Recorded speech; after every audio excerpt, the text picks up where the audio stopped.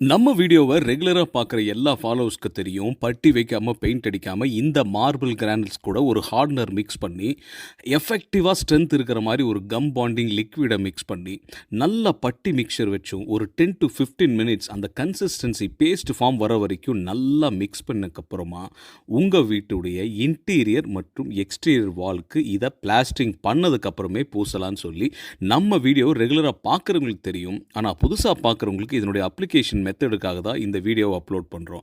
ஆமாங்க, இது டைரெக்டாக ஒரு ஸ்டீல் ட்ரோலர் வச்சு உங்கள் வீட்டுடைய இன்டீரியர் மற்றும் எக்ஸ்டீரியர் வால்க்கு இது யூஸ் பண்ணலாம்.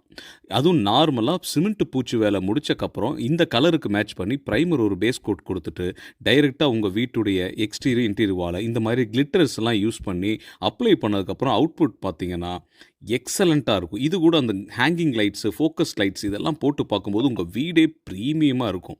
இந்த ப்ராடக்ட்டு எங்கே கிடைக்குன்னு பார்த்தீங்கன்னா, கோயம்புத்தூர் ஸ்டுக்கோ வால் டெக்கர் ஷோரூமில் கிடைக்குங்க.